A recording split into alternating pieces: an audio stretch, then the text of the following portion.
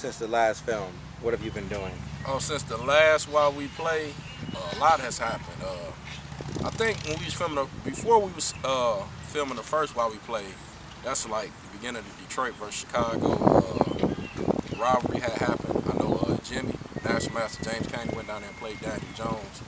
He ended up losing that match, and there was a lot of excuse me. We went back and forth on Facebook and social media, so we ended up playing like a team match. Detroit played Chicago. They came down here April the 21st, 2018. We played at All the Kings Men. Chicago ended up winning that team match. Detroit actually quit, but from that match, we done went back and forth and played numerous matches with Chicago. I ended up going down there, me, Joseph, Cameron, Slick Mick. We went down there, we played Chicago in a 4-4 match. With Chicago, we played. That match ended up being a draw. It was kind of controversial. Then after that, we had some, like you said, lock-in cage matches. I went down to Chicago. I played G Wayne. I beat him 11.5 to like 5.5. We played for 3,000, 1,500 on both sides. John Brooks played Tom Murphy. They played for some big money. Tom Murphy came back down here. John beat Tom Murphy. Cam played Big Pine.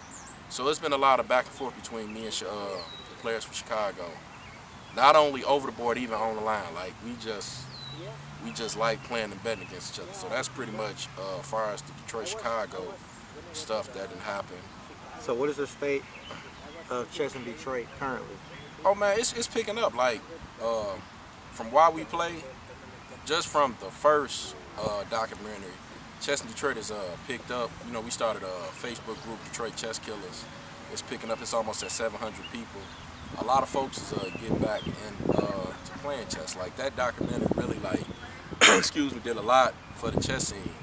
Detroit, you got a lot of old players like Mick. He came back to play. Minnie Bus, Bill Carton. You had a lot of players in Detroit that was playing like backgammon, poker. And you know, they saw that and what's going on between us and Chicago. It's been so many of them, you know what I'm saying, getting back into chess. And I'm not even playing, teaching, coaching, you know, at the parks. So the chess scene in Detroit is, you know, actually dope. We actually had a girl, her 9th grader at Cass Tech named Sharice Woods. She actually represented the U.S. She went to India or Europe for like 2 weeks and stuff. So Detroit chess is like really picking up. And hope it continues and all that other stuff. So what is next for you? The next for me, man, is stop playing so much street chess, man, and get back to playing over the board if I could break expert. I think last time while we play came out, I was rated like 17. I was like 17. No, I was 1800. I went up to like 1930. My rating went up to 1930. Over the board standard. My USCF blitz is like 1900. My FIDE rating is 1865. Excuse me. And my FIDE blitz is like 2023. So I've been playing a lot of chess. You know, I'm working with a chess coach now. I got an international master chess coach I take chess lessons from. I'm still coaching. I won 2 state championships here at Christ Elementary School. We won it 2019 and 2020 back to back. So a lot has changed for me. I'm selling merch. I do a Dawg Walk Friday on Twitch. You get your Dawg Walk Friday shirts, Detroit Chess Killer shirts. So a lot to change, just from the last documentary to where I'm at now. Oh yeah, you lost, man. I got 15 on Mauro. You faded. Jimmy's favorite weapon? No. This is my weapon. I'll put Jimmy up on it. Okay, I've never seen this line before. You ain't never saw that line, bro. I don't play secrets. Oh, you don't like the Alapin? It's okay. It's very safe, but if Black knows what to do, it's like George. Yeah, but thank God you don't know what you do. Exactly. Thank God you don't know what to do. Actually, I don't usually play the draws lines. So actually, the line that I'm playing is a little bit inferior. Extreme. Like Coach Richard said. Oh, he talking so. Oh, he talking good. good. You know what I'm Oh, saying? I swear I didn't even know you was going crazy.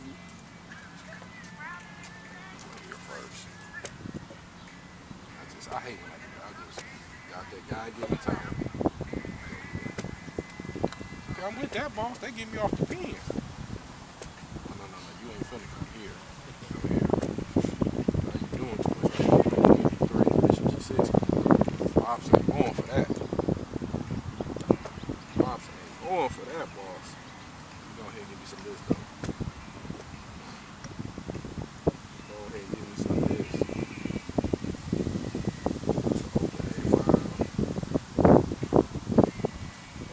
You heard, PJ? Yeah.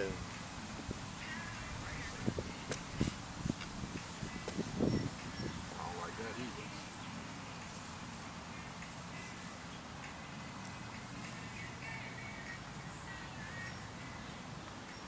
You know, I like to see you getting squoze. I'm not getting squoze. What you talking about, bro?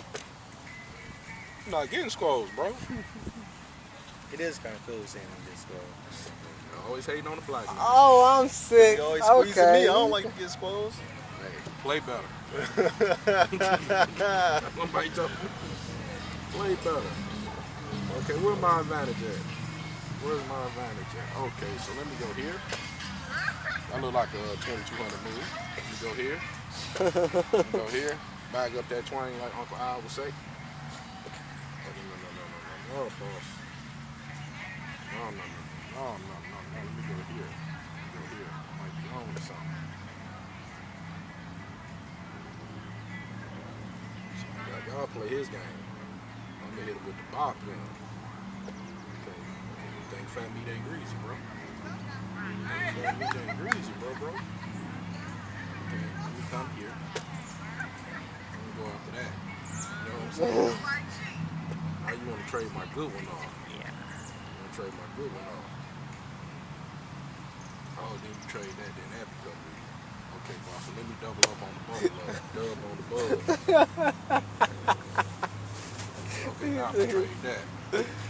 Now I'm gonna trade that cheap, then I'm gonna play 8-5. Man, you really want the pond, don't you, boss? Okay, to have and a hold then. To hold and a half. Now who's squeezing who? Who's squeezing who? It's a draw, man. Who's squeezing? I may win. I may made him with a knight on G5 and down there and lose bad too. Oh, my bishop. No, I went down there I'm better with without my bishop in this opening. That's crazy. You got the same damn clock from the first one. And then you die. That's the exact same clock. Oh yeah, we going king side now. I wish you would. This nigga tripping, dog. I wish you would come over here acting like you about to He do moved his king 30 times. 31 times. Get off of me. You see that? Crush your move. Josh was scared. He was like, "It's too many color people."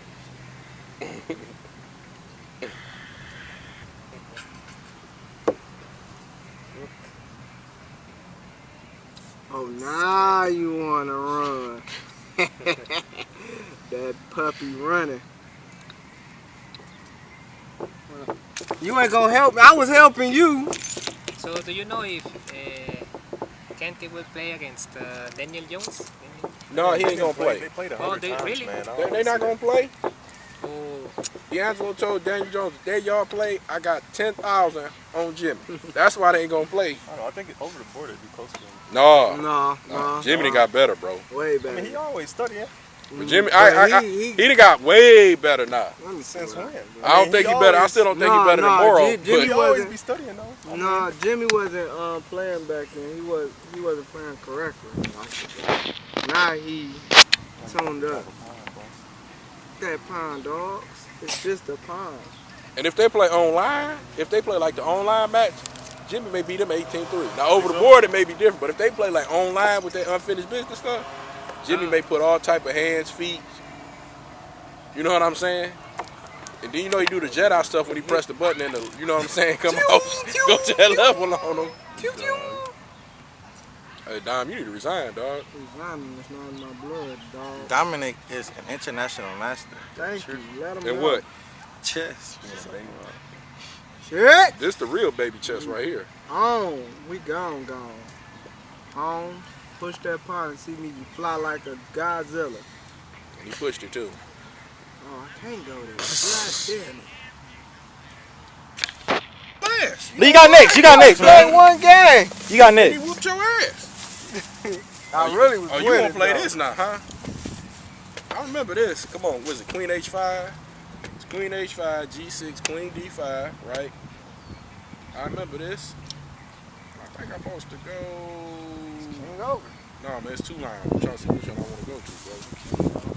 I don't want to go over, bro. I want to play Bishop E6. I know. Win you a game first, bro. Let me sit down. See? You had your chance, bro. Okay. You want to be one of them funny brothers. If he was on that diagonal. I know.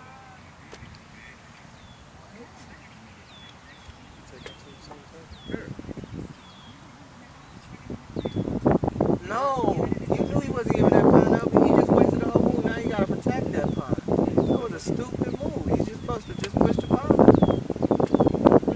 ahead and take. Oh my God. Oh! See? Listen to Dominic ugly ass. That's what I'm telling you. If your king was there, you wouldn't be in that position. As soon as I turn the camera on. That's a little ugly right here, bro. Nigga ain't wearing this hat today. I turned the camera I on. ain't even play that shit.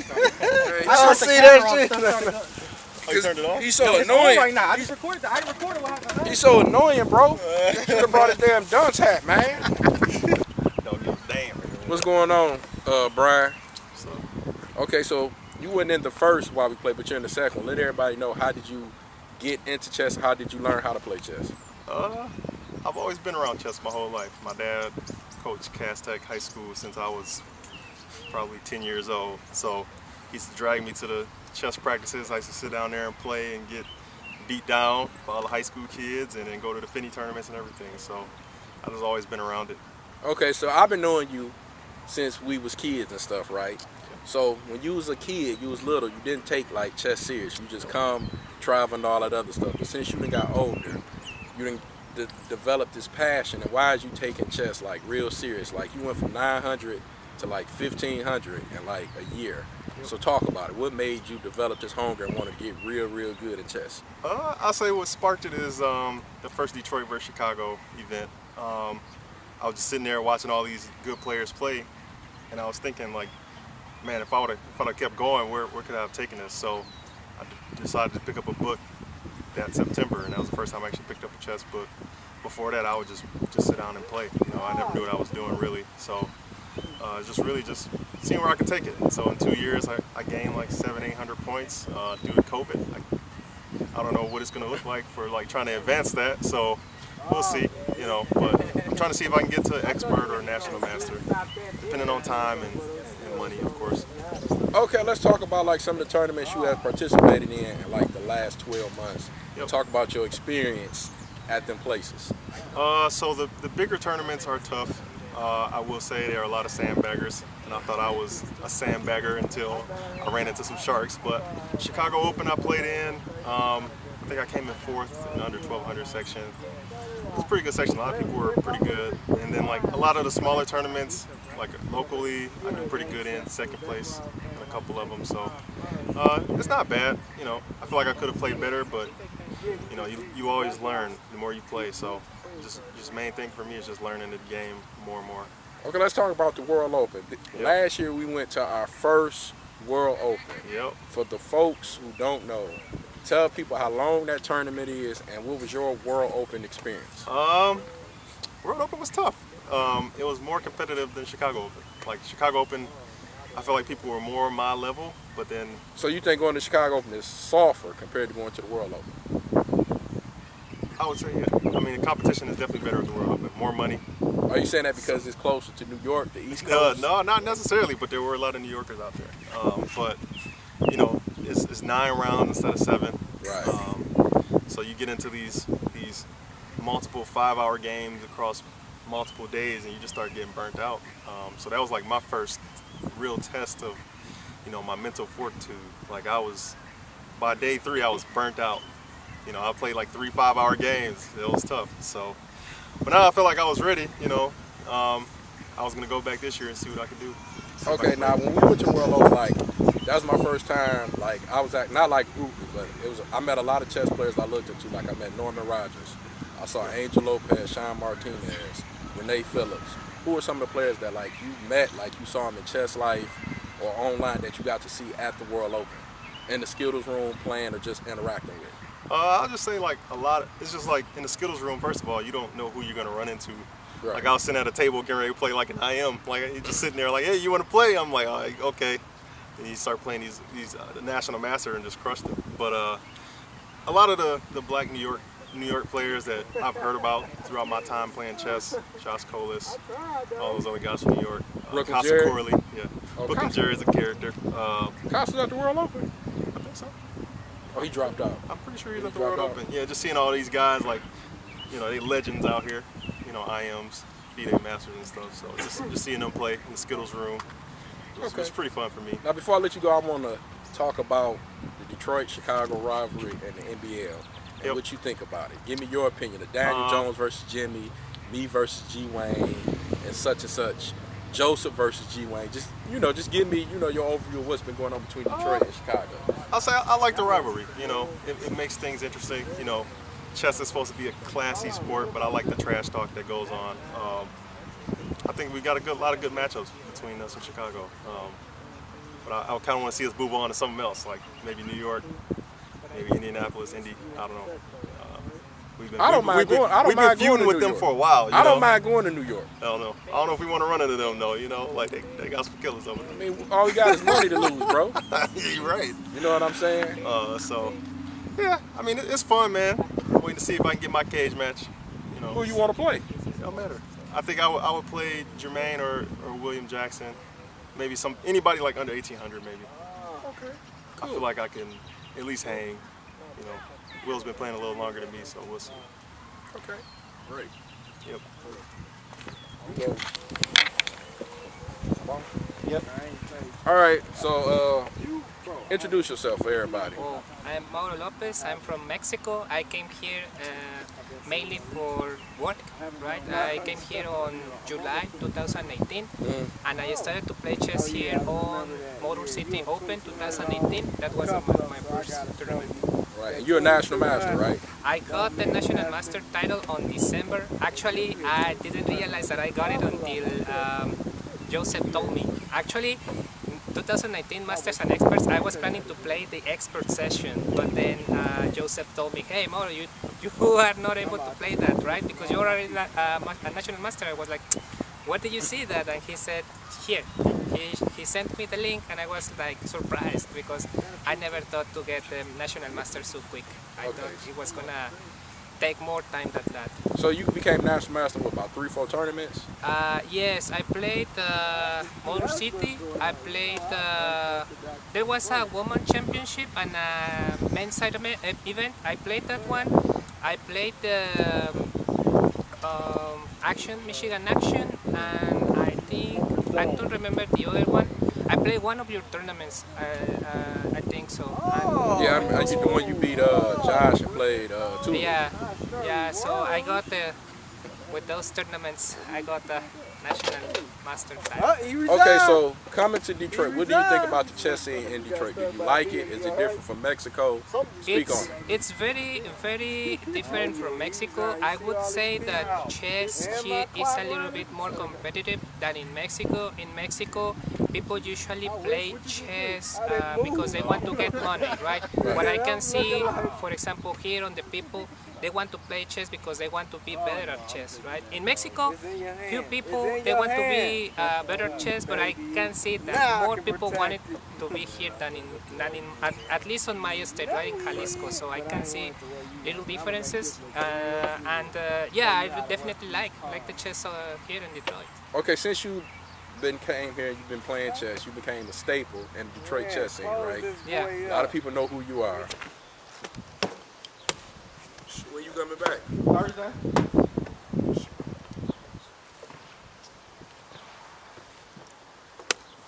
Oh man, I'm trying to Look at me looking at me. I'm trying to figure out because I'm trying to have this done before. You know what I'm saying? I feel you. No, I feel you.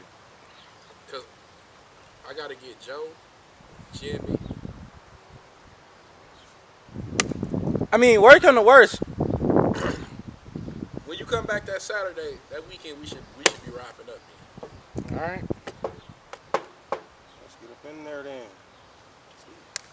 Let's get up in there then. I don't want to get up in there though.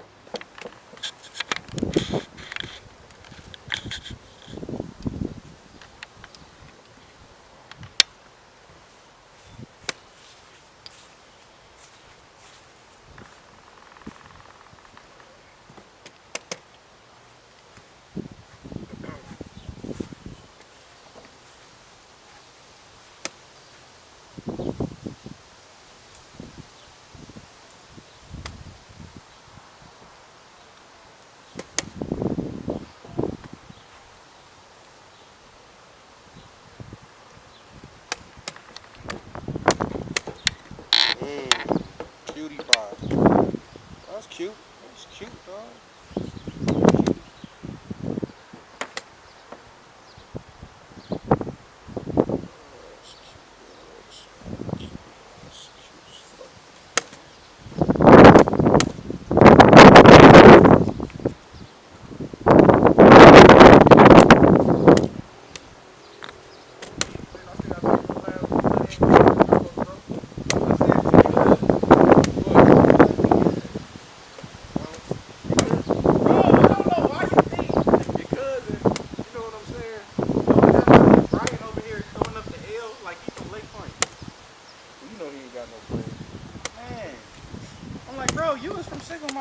What the hell? Whoop that ass. That was light. I fucked up. I was about to flag. He was.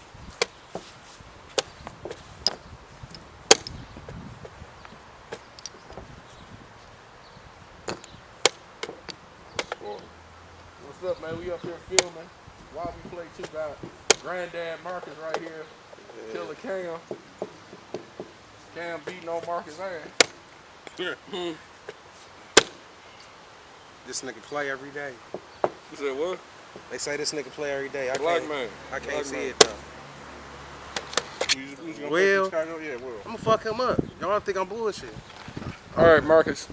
Using the first while we play, what do you think has changed and happened since the first one, since we going on to the second one? When I mean, I'm talking about Detroit versus Chicago, the chess scene. Where are you at in chess and all that other stuff? Just elaborate for me. Well, I would say since then, there's been a lot of activity, like a lot of matches going on, you know, a lot of tension built up a little bit around certain things. Then obviously the pandemic has caused a lot of people to, you know, go back in the crib and get back to the roots of it, you know, actually playing, studying more. For myself, you know, it's been so much going on, you know, got a family and everything now. Chess is kind of like, you know, being able to get your mind off of things for a little bit and, you know, touch bases with your friends, see what's going on. The money aspect of it kind of slowed down on it. You know, it's been a couple side bets here or there in the atmosphere, but it's still doing the same thing, you know, still being a good staple and cornerstone in life. All right, now I'm finna get right to it. Yeah. From the first one, you know, Jimmy went down there and played Jones. We don't want to talk about that, took that L. And then Chicago came down here and played Detroit. So we want to start, because I know you're very opinionated. Let's talk about the first Detroit versus Chicago match, how it was. Give me your opinions of it and what have became from the Detroit versus Chicago match. Okay, well, the very first one when they came up here. Yeah.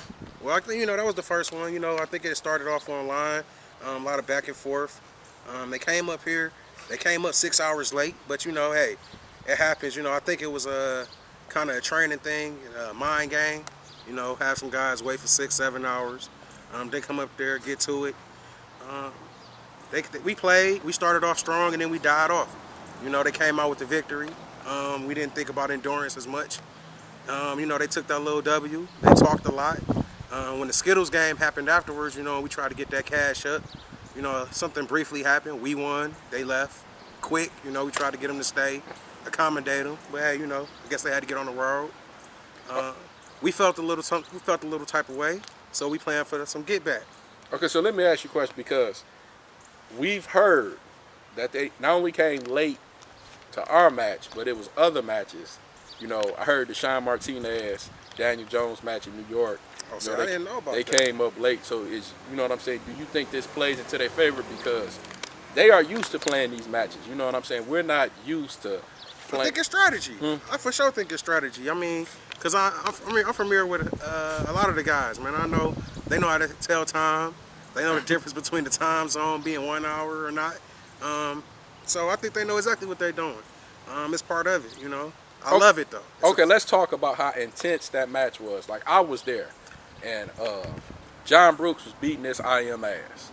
Yeah. And he queened a pawn, and they took a game from him. Because he didn't put the queen on the board. Yeah, I mean, they have all type of little things like that. I guess, you know, that's their rules. You know, a lot of us here in Detroit, I'm not going to say, you know, we play, I mean, we definitely play tournament play, but a lot of us play in the streets. So, you know, we queen on the board, you know, that pawn is a queen. You know what it is. It's your move. But how you feel as an IM? Like, I'm just saying straight, you getting your ass handed to you by a national master.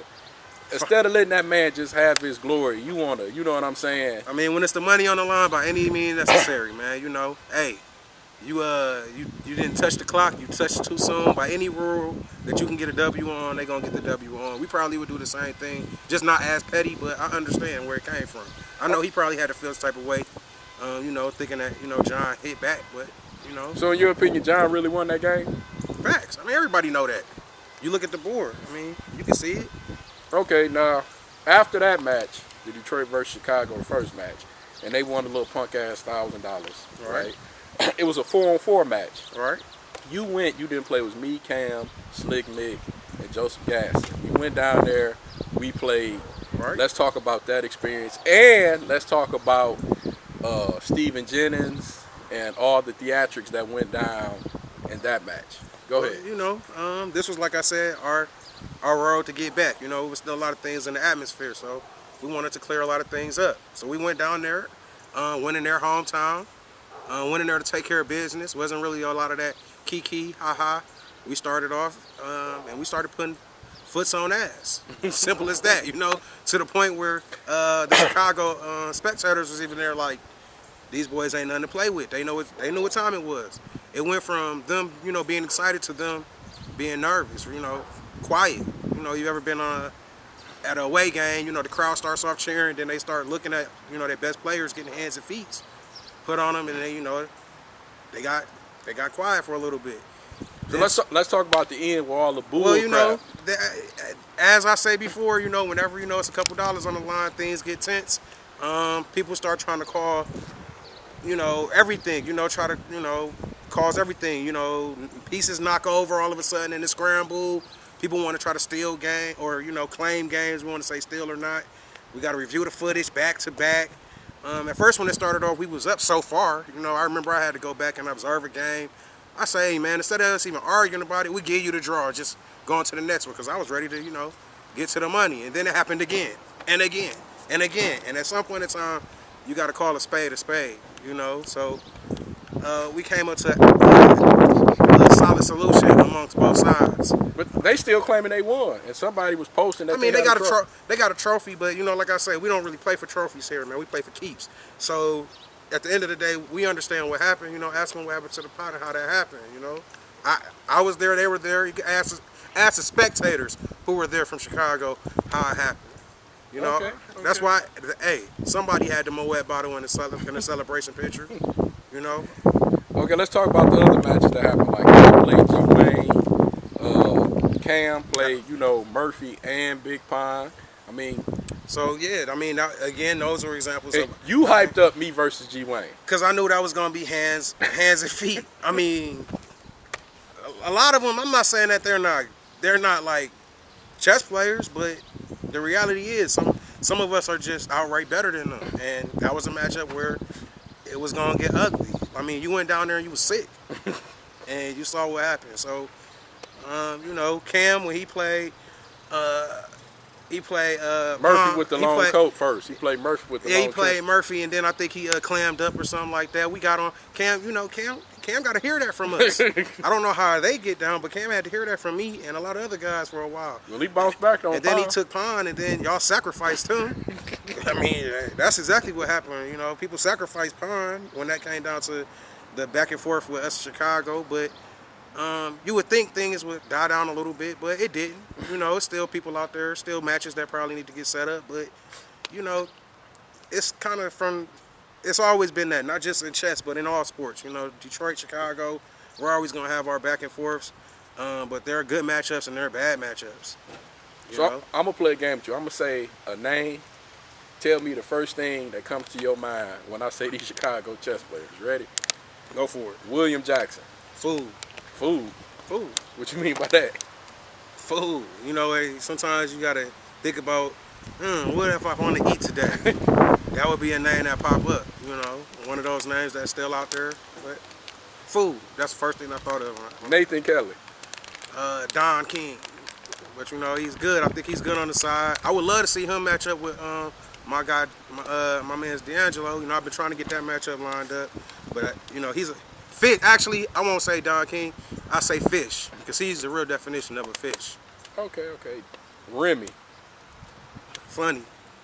Yeah, funny. Out of all of them, I think we would have him as the honorable mention to come up here and chill with us the most, man. What about your boy Johnny Strap? That's my guy. That's my guy. You know, I really don't. When I think of Strap, I don't think about chess. That's my guy, though, man, for sure. All right, Daniel Jones. Solid. You know what I mean? Yeah, solid. And the Farrakhan, Muhammad. Oh, that's Cassius Clay. I've seen that get beat out. I haven't seen that come around in quite some time either.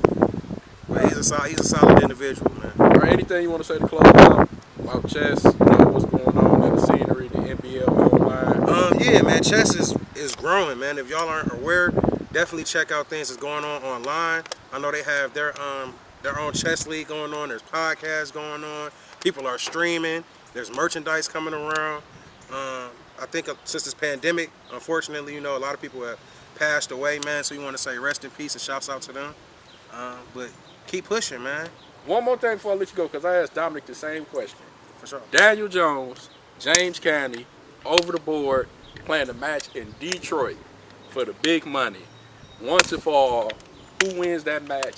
And give me a score. Dominic said... How many games? Is they doing 21 games? Dominic said Jimmy wins 16-5 with all his Detroit boys in the background. I'm going to say, I definitely know Jimmy going to win. But 16-5, I think that might be a little stretch just because I know styles make fights. You feel me? So I'm going to say like 17... Damn, I mean, not 17. 17 No, I think doing the math in my head. I'm doing the math in my head. So that's 16, 17. So I'm going to say like 13-8. Okay. Like that. 13-8 Do or you something think like if they play, it don't even matter, if we play Detroit, Chicago, with us behind Jimmy. Jimmy not going to lose. With us behind him. He's not going to lose. So you telling me Daniel Jones' days is numbered? If they play, I don't think they're going to play. You know, I think I don't think he can beat Cam. Some people ducking OTB. people, you know. I think some people ducking people. And that on the board is way different than that online stuff. But you already know, man, with us right there, and like I said, Jimmy knowing he got to see us afterwards, he got to look over, and he going to hit a lot harder. So who you say ducking? Who you think ducking who?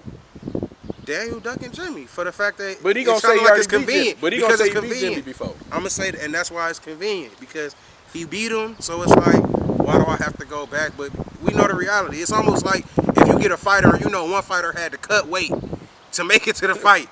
You know, he had to cut 20 pounds in 4 days. And he go there, he fight, he lose. You know, everybody know what happened if he had proper time and it was set up right. So anybody else you think is ducking? Well, you know, Will. I mean, hey, man, that's been in the making already, man.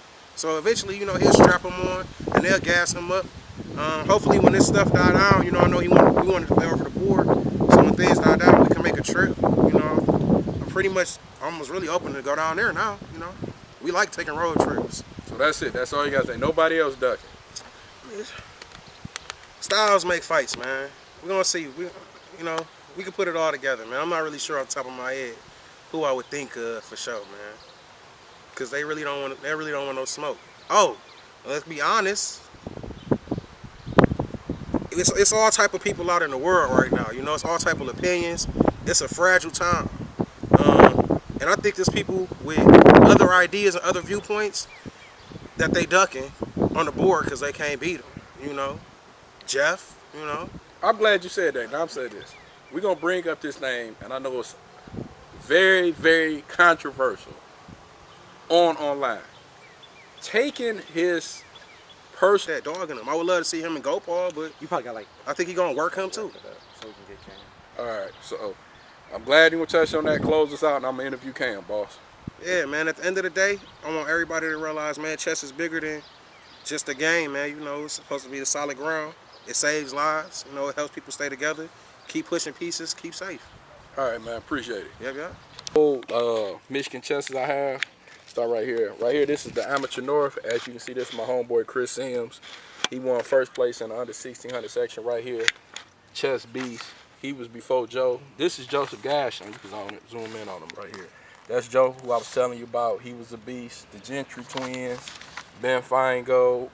These are my this was from the 1999 Michigan Team Championship. I didn't play in that. This was actually the Gentry twins. They two twins from Finney, and this is I actually found this in Mr. Graham's house when he one day researching for trophies. But this is from the 1999 Michigan chess championship. I don't have a vague memory of that. I'll go right here. This, I remember this just happened. This is what I got from DPS, All City Chess Team Award. That was for me. I got that with Miss Bird. We was co-champions, co-state champions. So me, Makai Howard, you know what I'm saying, some of my kids, we had got that. That was a huge accomplishment for me, you know what I'm saying, getting that plaque right there. This what I was telling y'all about, 1999, the National Junior High Championship, when I said Jackson came top 5 in the under 750 section. I said each player get a plaque. This plaque, I think, is actually Tyrone McFoley, rest in peace. He passed a couple years ago. I believe this is his plaque. I don't know what happened to his individual trophy, but this is his plaque right here, as you can see, 1999, and that was in Columbus, Ohio. This plaque right here is from the 2003 USCF Amateur North Section, under 1600, first place 1500 through 1599, and this plaque, I believe, is Michael Collins. I think he had won that. And Amateur North was a fun tournament because if you got an upset, you won a free chess clock. So during that time, I won like 2-3 clocks during them tournaments right there. Let's go. But after,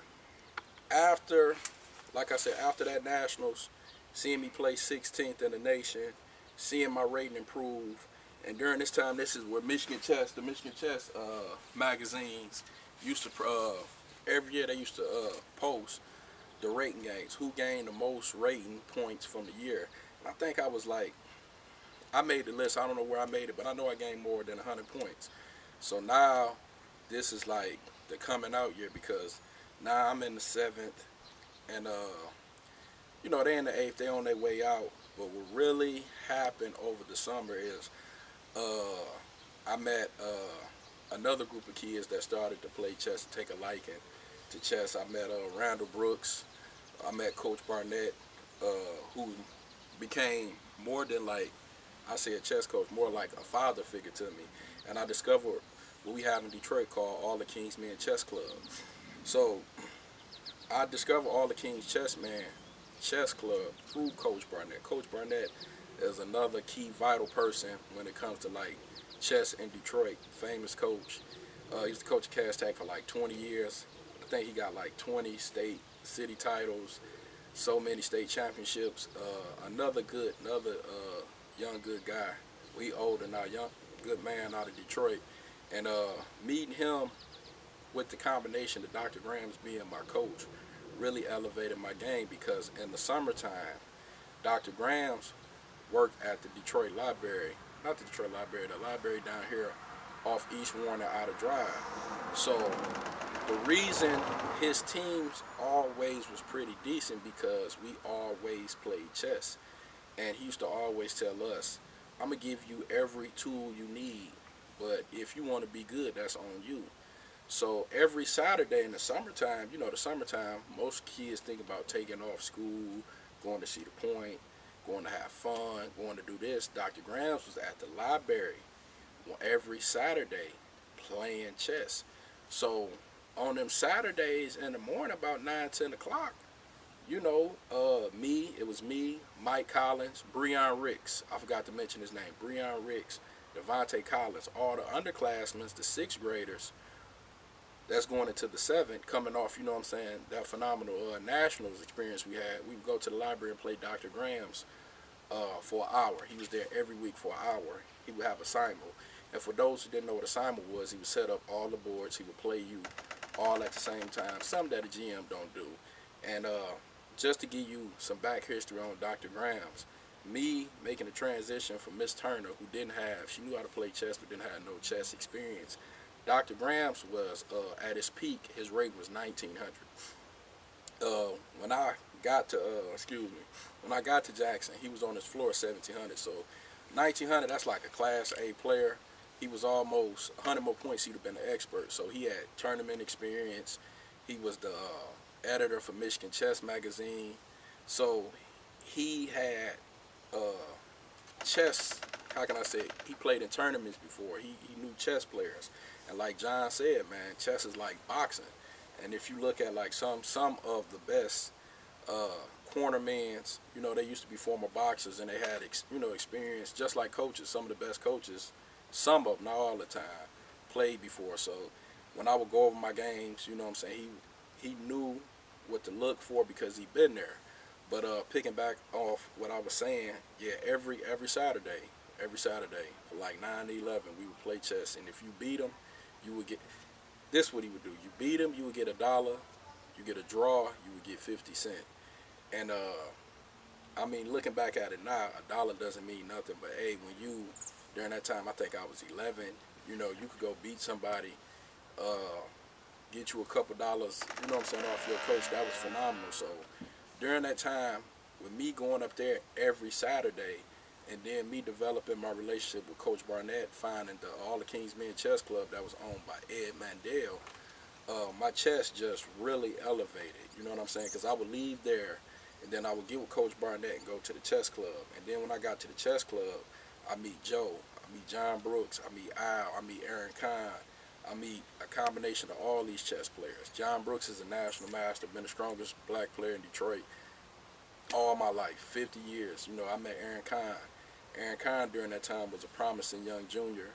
I mean, yeah, young junior kid, you know what I'm saying? He was 900. We was around the same time, but he ended up being 2,400. I met Tim Maroney. Tim Maroney was an expert chess player. It was just so much talent being at the chess club, and during that time we had Ben Feingold. He was like the house IM. He was at the chess club every day. Hey, Nicole. Hey. Yeah, we had an IM, and one point in time, Ben Feingold was like one of the best blitz players in the world. He was the highest rated international master in the world. So just knowing you could go there and play him, you know what I'm saying, with the chess club, all the literature, books, it was just a phenomenal experience. And then me going to the chess club and Scholastic chess. One second. You go? Okay.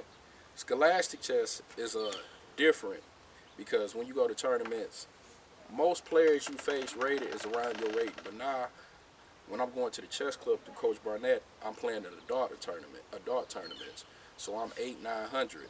I'm playing against 14, 1500, 16, 1700 expert players. So I got another level added to, you know, to my game. And me, you know what I'm saying, going to the club, playing, you know what I'm saying, I raised my game. And then also, Coach Barnett was taking us to Palmer Park and Hart Plaza, chess hustling there. You know, I met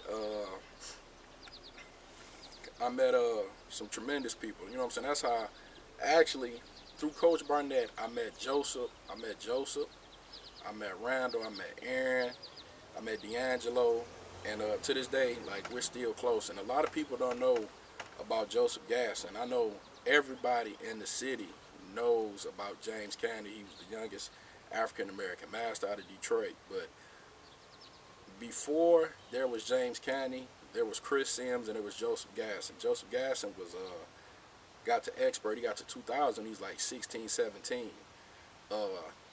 no chess lessons, you know what I'm saying?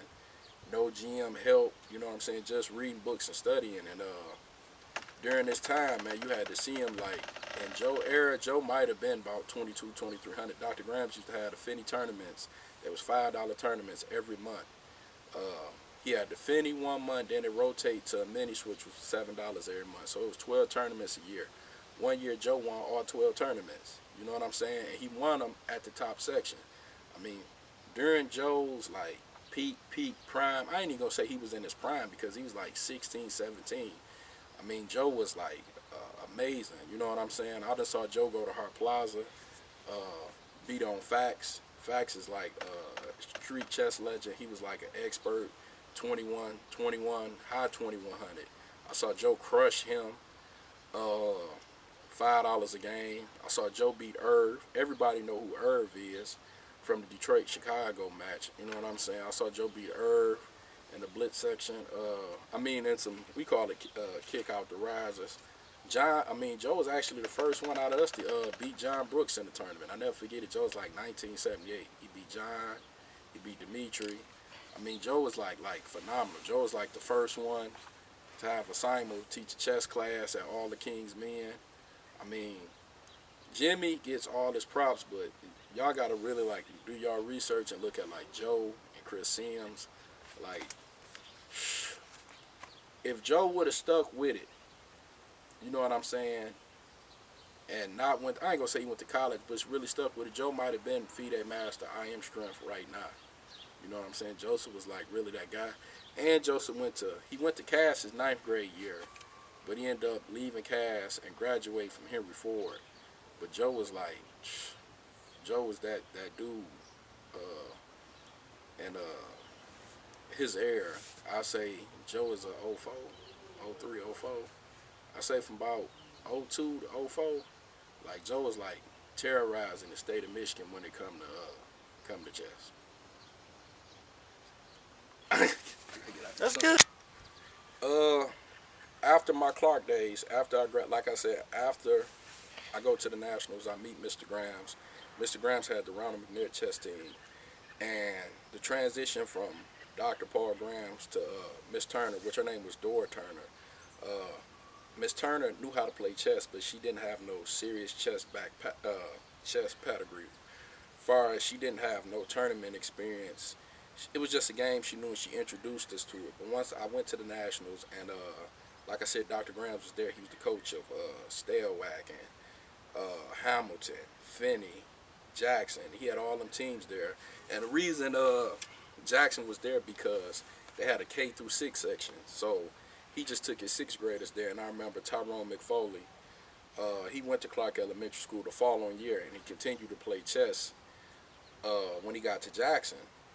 And like you said, our first year at Clark, we was all about 300, 400, 500. I think the highest rated player we had was like 6.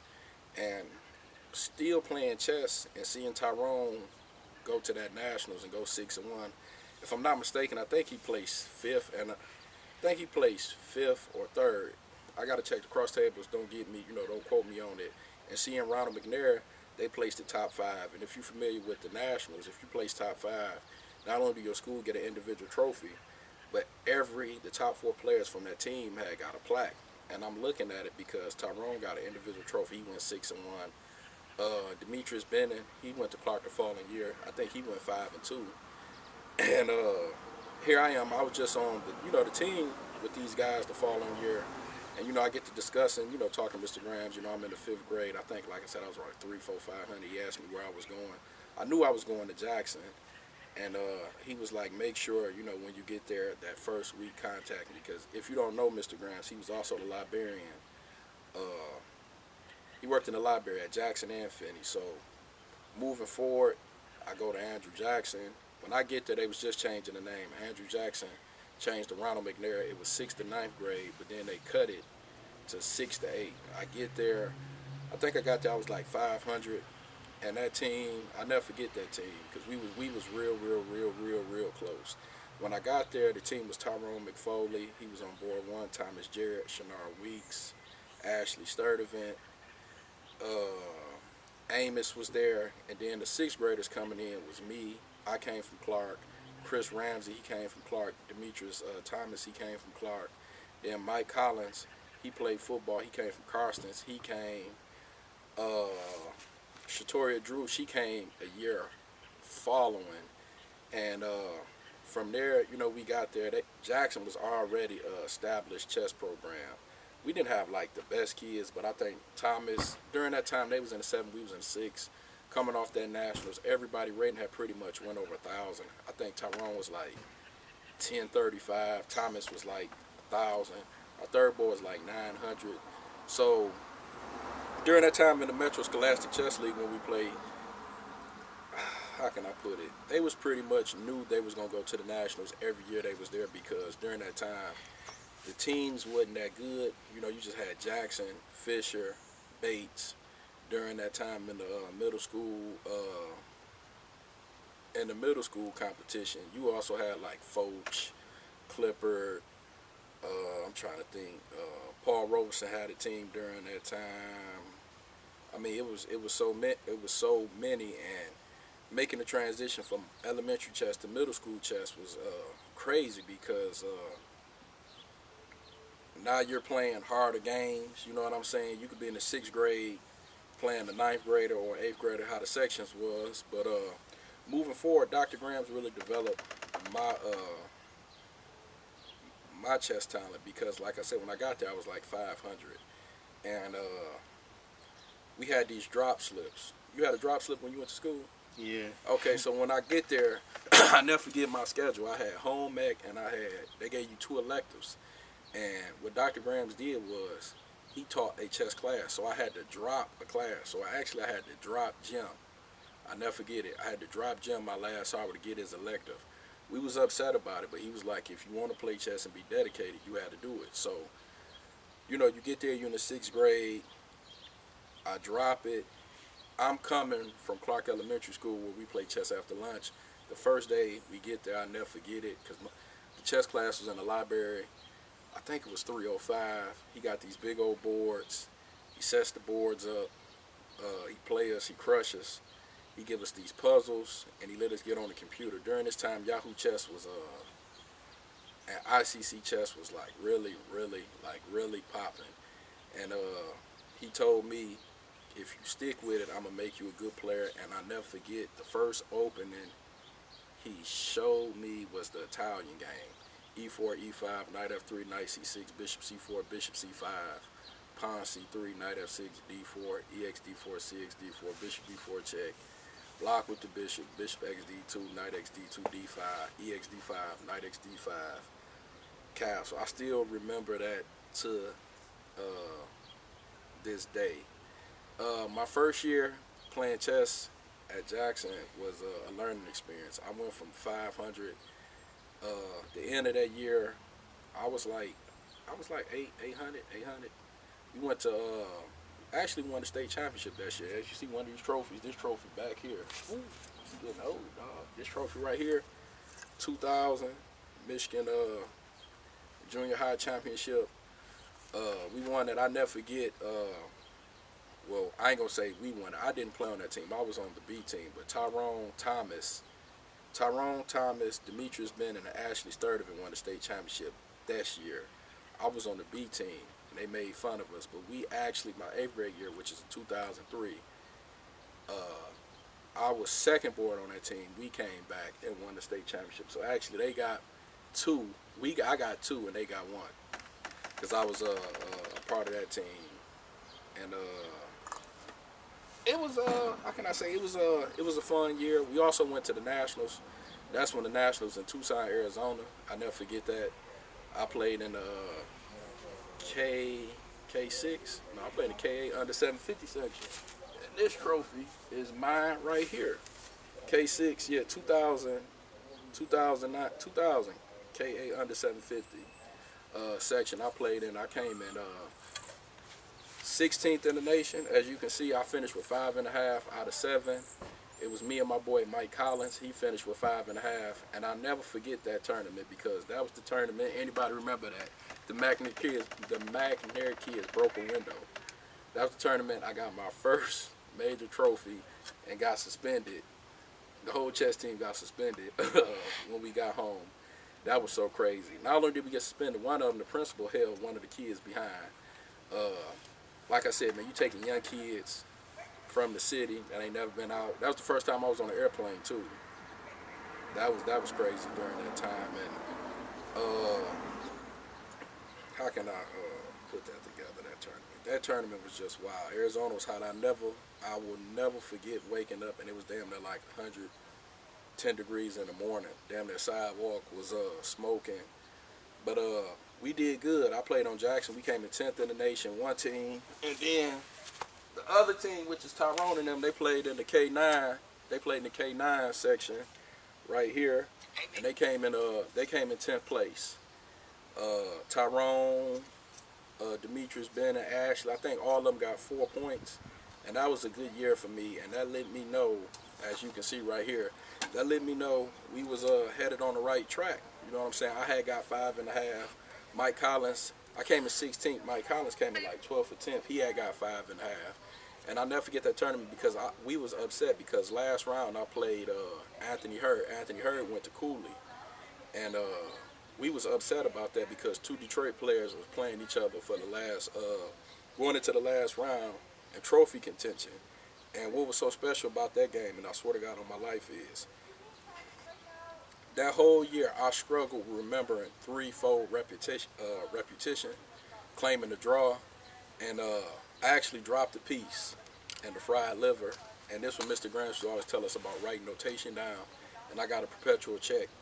And this was like one of the first games I really recorded all my moves, and I remember raising my hand, calling the tournament director, you know, saying, hey, this position happened 3 times, and it really did. And that game clinched me a trophy, and that was like the beginning of something beautiful for me and Mr. Grams. I'm ready? Yeah. What's up, everybody? This is Derek Wilder, and this is Why We Play 2, the documentary. In this documentary, we're going to be telling you about the past, present, and what's going on in Detroit chess. We're going to speak on our rival with the Chicago Chess Blitzers, the cage matches we had, as far as me and G. Wayne, Cameron, Toliver, Big Pond, John Brooks, and Tom Murphy, and more. I hope you enjoy, and let's get into it. Good. Let me see how I look. Man, we can start talking. What's up? This is your boy Derek Wilder again, and like you said, I'm kicking off While We Play 2, the documentary. I'll be narrating and giving you the themes of this story. So I basically just, for the folks who have, you know, saw the first one, I'm going to give you a little background on myself. My name is Derek Wilder. I started playing chess back in the day at Clark Elementary School in 4th grade. My teacher was Miss Turner. She was a math teacher, and I was in the 4th and 5th grade split class. And she introduced us to chess. After lunch, we used to play chess from 12 to 1, and that's where I learned how to play chess. And she had these, how can I say, like rubber plastic boards. I don't know if you might be too young to remember. We had like rubber plastic boards and boards you could bend, and we used to play with them like kind of like taffy and all that other stuff. But I never forget when she told us she was going to introduce us to how to play chess. This is during the time of Searching for Bobby Fischer had came out. So she came in, let us watch the movie, Searching for Bobby Fischer. And the next day she came in with the chessboard and showed us how to play chess. From that day forward, I fell in love with chess, and chess has been a part of my life ever since. During that time, we talk about 97, 98, that first year, she started the chess, like I said, the chess club at Clark Elementary School, playing every day from 12 to 1 after lunch. That following year, she developed the chess team at Clark Elementary School, which was Tyrone McFoley, Chris Sims, Tierra Lawler, me, myself, Derek Wilder, Demetrius Benning, Demetrius Thomas. I'm trying to think, it's been so long. I think Kevin Lowry. We played, and she developed the chess team. We played in the Metro Scholastic Chess League. It used to be held at what's that, Northwestern? Not Northwestern. Western High School. And she was the first person to teach us chess, get us into organized chess, as far as getting our memberships, learning the rules, teaching us how to write notation. chess actually became, during that time, it was actually like a class, you know what I'm saying? Showing you how to, you know, read the board notations, getting calves to learn how to capture the pieces. But she put the team together. She registered us into the Metro Scholastic Chess League. During that time, it was ran by like Dr. Grams. Like I said, I think we was playing at Western High School, and I think we had to go after school, play our matches. I think during that day it was Friday after school, and our first year there, we came in second in the league. I think Clifford of Paul Robeson won the elementary division, and we came in second, and we won a trip to the Nationals in 1998, which was in Columbus, Ohio. And during that time, I think Super Grandmaster Nakamura was playing, and I think that's when he became. During that time, he was becoming a breakout chess player. I think he had to be about, we were around the same age, so I think he had to be like 8, 9. I think he was like 2200 at that time, and I think he won the Nationals. And I was like, during that time, because if you're not familiar how it works in Detroit, is the top 3 teams during that time won a free trip to the Nationals. So after we came in second, I don't know how, in our first year, we just had a miracle run. We found out we had won this trip to go to Columbus, and it was very exciting during this time, especially at Clark Elementary School. Clark is a small school. We didn't have no basketball team. We didn't have no academic games, none of that. So for Miss Turner to come and develop this program at the school, and then her first year having an official team and us do something that big, that was like a huge achievement for us. So going down the line, we take our first trip to Columbus, Ohio. I'm pretty sure that was 1998, 1999. Like I said, that was the first time I saw Nakamura, who actually is a super GM now. Went on to become like the #2 highest rated player in the world. It was an opening experience for me growing up in the inner city of Detroit. Like I said in my my podcast documentary, being a young African American child growing up in the inner city, you don't have a lot of experiences of going out of town to travel, because majority of the time you're in the house, single parent, mom, grandmama, your mom's working, your grandmama's working. Parents is just doing enough so you can make ends meet. So you don't have the extra funds, you know, for your parents to spend to provide for you to go to these trips and that trips and all that other stuff. And during that time, like you said, we didn't place, you know what I'm saying? We didn't place at all. We played horrible. I might have lost all my games. I got to go back and check the cross tables. But that tournament was a phenomenal experience, and it opened up my eyes and let me know that it's more to growing up in the city than the typical neighborhood stuff, you know, crime, drugs, sex, all that other stuff. So that was a guiding light to keep me focused and continuing playing chess that year. I also had a partner, Tyrone McFoley. He went 6-1 in that tournament. I was in the 5th, he was in the 6th. He went to Jackson. During that time, that's where I finally discovered Dr. Grams, because he was the head coach of Ronald McNair, Andrew Jackson, Stellwagen, Finney, and he had some chess teams there, and that's where I met him, and my chess career took off from there. I think during that time when I was at Clark, I think my rating was like around 300-400. Like I said, Miss Turner wasn't an experienced chess coach.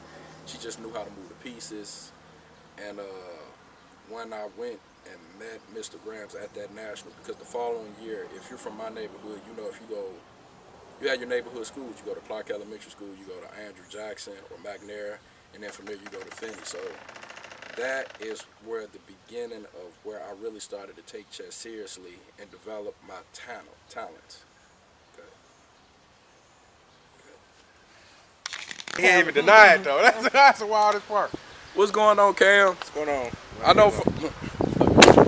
know from the last While We Play documentary to this one, you became you official. You got a title, right? You a candidate master, right? Right. USCF candidate master. You know, had some good tournaments. Been 2000 for a while, since like 2014. So just been hitting at it. Unfortunately, I can't hit master this year because it's probably not gonna be any tournaments. So next year's gonna be a big year for me as far as chess goes. Okay, so I want to talk about, like, you were in the first While We Play. Since the first while we played, and we're going on to the second, the following up, what has changed as far as Detroit chess, Detroit versus Chicago? I mean, just give us what has happened in your chess career since the first documentary. I think mostly, for the most part, it's been a better partnership between Chicago and Detroit. I think we've come together and done a lot more events. It's been more cage matches, more online events. You know, the NBL started up, so a lot more players in the circle. You know, a lot more networking. And I think it's very good for chess. I think chess is in a great spot right now. A lot of streaming going on. Twitch has come up. I think for the next few years, chess is gonna have a big. In my opinion, from the first while we played, where we were no names, to now, I think you have became a household name in the Midwest chess scene. Do you agree with that?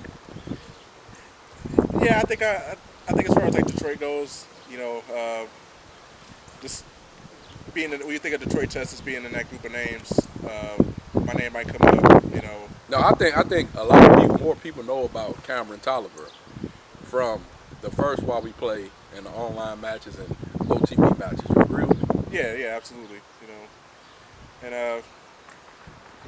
you know, I would get my name out there with the cage matches. You know, it's all for fun. You know, just trying to beat some heads over. You know. Okay, so let's talk about the first Detroit versus Chicago match, because I think that happened after the first documentary, if I'm not mistaken. I'm pretty sure it happened after. Right. And you played in the first match. So tell me about that match. Give me your opinions. I know it was very controversial. Like Marcus said, they came 6 hours late. We got through out the chess club. Right. Detroit, you know what I'm saying, walked out. Well, look, here's what happened. We had everything set up. We had food. We had chicken. We had cake. We had pizza. We had everything. You know, and these guys show up 6 hours late. You know, I don't know how. You know, I've done a lot of traveling. You know, and I know Chicago's like it's a 5-hour drive with traffic. You know, these guys came like 4 or 5 hours late. You know, it was pretty. It basically cost us a match because a lot of our players don't play until 1 o'clock in the morning. You know, it definitely hurt us more than it hurt them. I mean, but some people could say, like, you're making excuses. I don't like to make excuses and use that for an excuse, but that's going to sound like you're copping out. I don't think it's a cop-out because, I don't know, I mean, like if either of us showed up for a job 6 hours late, we'd be fired instantly, you know what I'm saying? You know, I mean, you can't, you know, I understand, like, 1 hour late is understandable because you're traveling from, you know, 500 miles away, but 4 or 5 hours, 6 hours, you know, match started at 4, you get there at like 9. I mean, come on. Okay. But since that match, you've played 2 over-the-board matches. You played Tom Murphy, which you was beaten, and then end up losing, and then everybody know what happened with Big Pond. So we're going to talk about Chicago Open and you playing Murphy and what happened. I think you was up, what, 5-1, 5-2 or something? Yeah, I did get in the blitz. The blitz, was definitely hitting the blitz. I think 5 minutes is a better game for me because I can slow down and look at everything. But once the 3 minutes started, you know, he went outside, had a smoke, took his jacket off, you know. Then I knew, all right, I'm in trouble now, you know, and that's what happened. I got in trouble, and I lost by a few games. Would you like to play Tom Murphy again? Absolutely. I think Tom is one of my favorite players. You know, he's got a lot of swag about him. You know, he's one of the nicest chess players I've ever met. You know, I would definitely love to play him again. You know, it's fun playing him. Okay, so after you lose to Murphy, I know you was kind of shocked because you went upstairs to the Airbnb. We didn't see you like the next day. So a few months later, I was supposed to actually play Big Pond, but I had to pull out due to some work, you know, related issues. So you end up playing Big Pond, and I think you won that, what, 11-3? Yeah, like 11-3 or something. How did you feel when you was up like 6-zip, 7-zip? How did you feel like when you're like really, and Pond is a strong chess player. When you're beating a chess player like that, I mean, how did you feel? Did you like, damn, this is easy, or, I mean, what was your mindset? No, because I think the same thing happened in the Tom Murphy match where I kind of got overconfident, and then I just kind of got too comfortable. The last match versus Big Pond, I didn't get too comfortable. I just kind of just tried to keep my foot on his neck the whole time, you know, and try not to get overconfident and just keep playing my game, you know, take every game as one game and then move to the next game, you know. Forget about the last games and just act like it's a new match every game. Yeah, yeah. Then on that, let's go. You know, they got unfinished business, National Blitz League. People don't know the backstory between you and Steven Jennings. Marcus spoke about it. We went down there and played a 4-on-4. It was a big ass discrepancy between y'all match. You know, he claimed he won and won the trophy. So it finally got settled, and y'all played online. And you want to talk about that because Steve really thought you was gonna win that match. Speak on it. Well, I mean, the trophy game. I mean, look, we just got done playing for 6 or 7 hours. I think it's going 10 now. Okay, Killer Cam, you played G Wayne. You beat G Wayne in our 4-on-4. You beat Tim Donahue over the board. He got you online. You beat Pine twice. You lost to Murphy. You damn near played everybody from the CCB.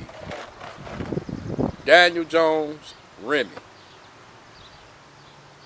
I'm gonna be honest. I think Daniel Jones is a little bit stronger than Remy. Yeah, I think Daniel Jones was. No, I think Remy's a little bit stronger than Daniel Jones. Right. Yeah, because Remy got a real positional game. It's always a tough game. With Daniel Jones, he kind of offbeat player, and that fits my style a little bit better. I can kind of, do some good defense and throw it off any kind of attack. Over the board, me and D'Angelo think you could beat Daniel Jones over the board. And Low ready to back you, and I am too. Daniel Jones, Cameron Toliver. Yeah, I'm not really scared of that match. I mean, it'll be a good match, but I think over the board it's a different story than online. Maybe you might get me online because I'm just slow with the mouse, but over the board, I think I can get him over the board, especially like in 5 minutes or 3 minutes. If it's not like 1 minute, I'm good. But Cam JJ Lane.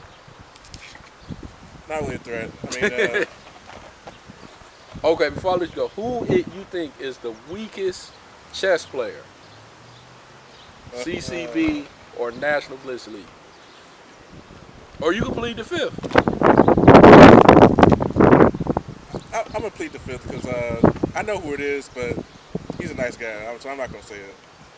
But I will give a honorable mention to Steven Jennings. Oh man. So that's how I'm gonna leave that there. Okay, before we close, anything else you want to say? Get off your chest. What you looking forward to if we close out? The floor is yours. I'm looking forward to get back to over the board chess. I'm looking forward to the Chicago Open, World Open. It's supposed to be a big year this year, but obviously maybe North America end of the year. Maybe North American. Unlikely, but it can still happen. I'm just ready to get back on the board. Play some tournaments. It don't matter where it's at. Okay, before I let you go, if somebody out here want to get in contact with you for chess lessons, etc., give me your information. Where can they find you at? Floor is yours. I actually got a Facebook page for my chess lessons. It's called just Cameron Toliver Chess Coach. Just look it up, or you can just contact me on Facebook Messenger. That's probably the easiest way to get in touch with me because I'll get the message immediately. So. All right, appreciate it, bro. It was good to see you. Next time we do part 3, you should be 2200, man. Right. And take it easy. We're all be 2200. Yeah, that's the plan, man. All right, PJ, we done. Thanks, Cam. I know it was tough, with this pandemic. Who else you think I should get? That Dawg in him. I would love to see him in Go Paul, but You probably got I think he's gonna work him too. so we can get Cam. All right, so I'm glad you gonna touch on that. Close us out, and I'm gonna interview Cam, boss. Yeah, man. At the end of the day, I want everybody to realize, man, chess is bigger than just a game, man. It's supposed to be the solid ground. It saves lives. It helps people stay together. Keep pushing pieces. Keep safe. All right, man. Appreciate it. Yep.